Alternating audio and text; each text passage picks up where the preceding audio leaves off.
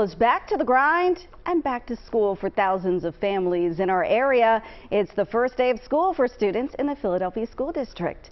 Eyewitness News reporter Wakisha Bailey is live at Emlyn Elementary School in East Mount Airy Forest this morning. She caught up with a teacher who is ready to welcome her students back later this morning. Wakisha, good morning. Good morning, Jan. Well, you know, it's the 5 o'clock hour, and I'm sure a lot of these kids are still asleep, but you know what? Time's ticking, and soon that alarm clock will be ringing, but there's no rest for our teachers.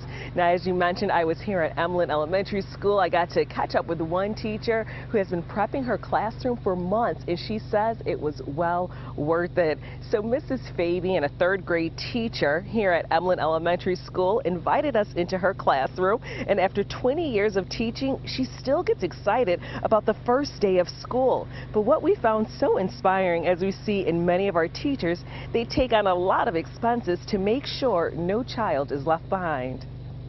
Many families, you know, especially these days, have so many things that they have to take care of personally that extra supplies are just not in the budget. And so we definitely want to make sure that every student has an equal opportunity to, you know, level the playing field. So some kids have a lot and some kids have none. And so if we can have those supply drives to help, you know, sort of balance out a lot of those inequities, it really helps us, because otherwise the teachers do it, because we don't want any of our students to feel less than or like they're not as good as others. And so absolutely, we make sure it happens, but it really helps when the community helps. Just one more reason that we love our teachers. Now, students will be arriving here around 8:15, but anyone who arrives after 8:20, you will be marked tardy. Now, for some reason, I know I was an on-time student. Jim, I believe you were on time too, but I'm not so sure about Jan.